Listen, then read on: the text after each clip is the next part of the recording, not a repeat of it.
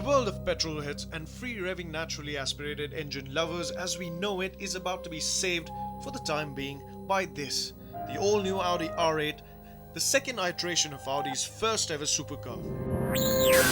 Its superpowers come from a naturally aspirated engine that sits in the middle, one of the few existing ones in our ever-changing world of turbocharging and supercharging. And while its design may have grown up a bit, it is still one of the most gorgeous forms on our roads.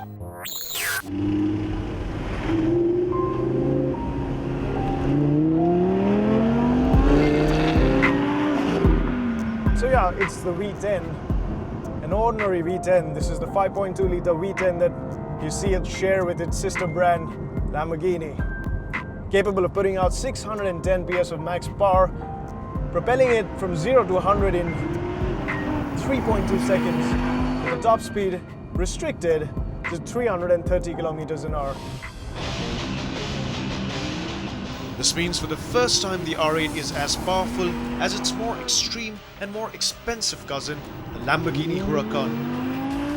Now, Audi does sell a base variant internationally, if you can call it that, with the V10 that makes 540 PS.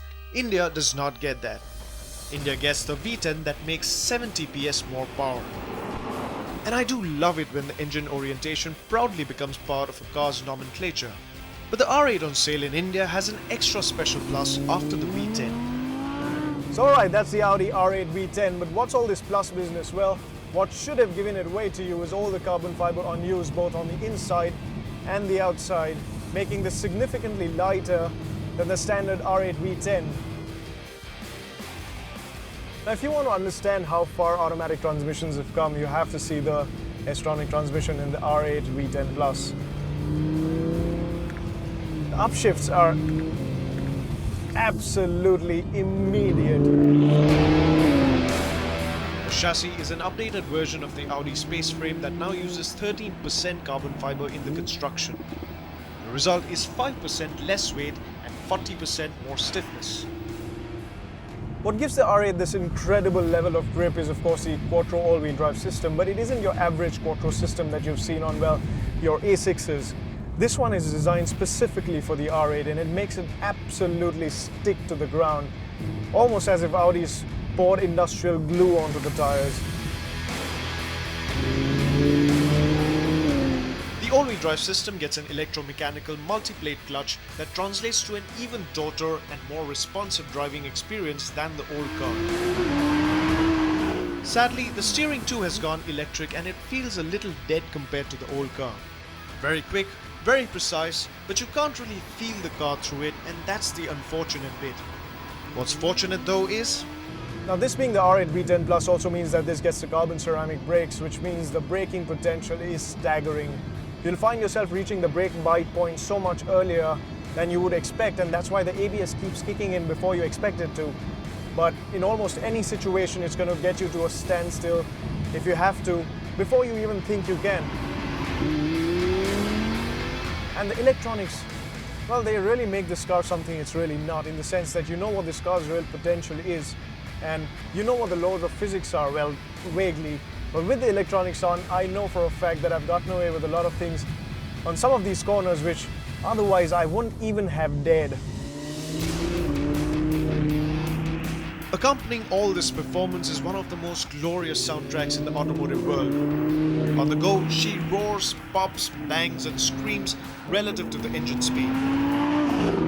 Modern turbocharged engines have started sounding great, but I doubt they'll ever match the free-revving crispness and clarity of a naturally aspirated engine like this. So it's more powerful than its predecessor, it's faster than its predecessor, it actually manages to somehow sound better than its predecessor. And you know what the cherry on top is? Is that it's even more easier to live with than it was before.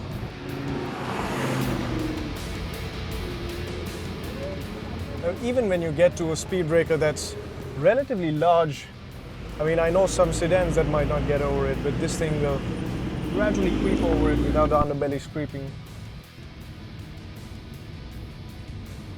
Now, one thing you have to hand it to Audi is how well they managed to mask this insane level of performance with this veil of sophistication. I mean, this is one of the fastest cars on the planet, and yet it's just as easy to drive. Throttle along is just like you're driving an A6, especially in the comfort mode. But surprisingly, even when you put it in the dynamic mode, when everything feels a little bit more tense, but it's still so easy to live with, you know? It doesn't drive you up a wall, it doesn't scare you enough to make you do stupid things.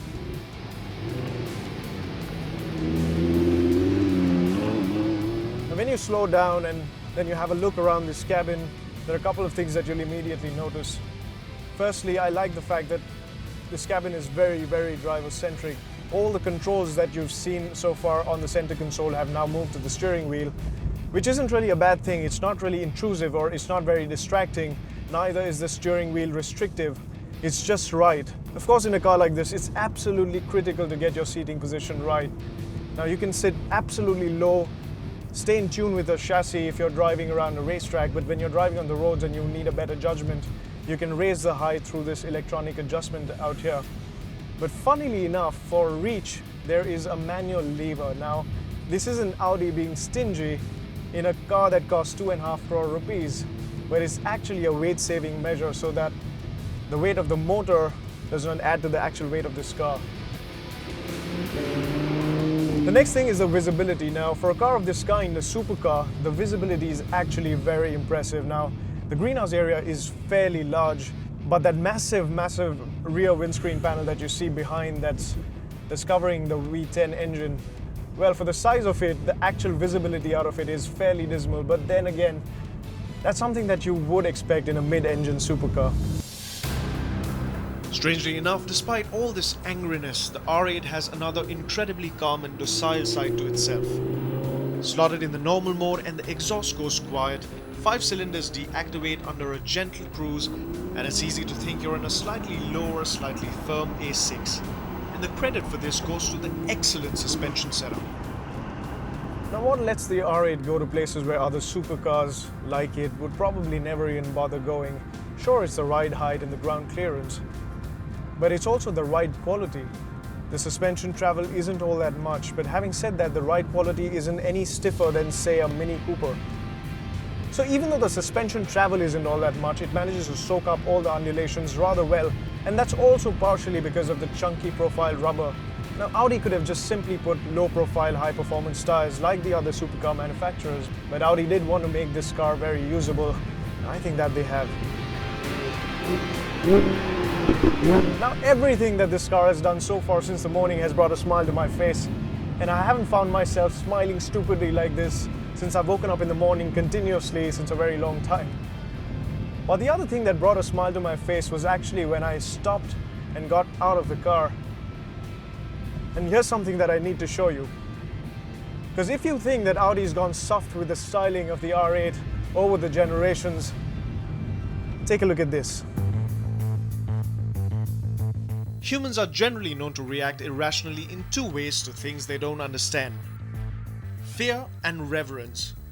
Gladly, the way hordes assemble everywhere we stop for beyond 10 seconds, like flies to honey, it's clear that the R8's form commands respect and awe on our roads as much as any supercar on sale. It is an absolute selfie and Instagram and Snapchat magnet. So then, is the new R8 V10 Plus the hero we want desperately, but perhaps don't deserve? Now, it's kind of sad how supercars like these seldom get utilized to their maximum potential in places like Mumbai. So when you end up owning one of these cars, all you end up doing is going on your weekend rides on your specific set routes, and for the rest of the ownership, the car's just lying in your garages, appreciated but underutilized. Maybe you'll show it off to your friends who come home.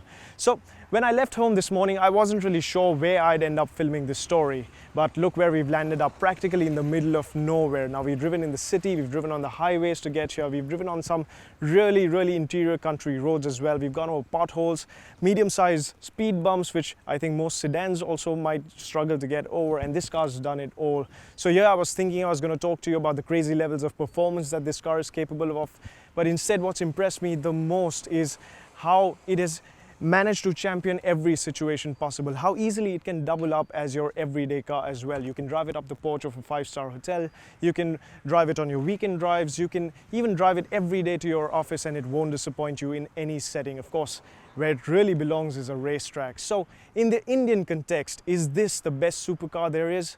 Well, after today, you're gonna have to work really hard to convince me otherwise.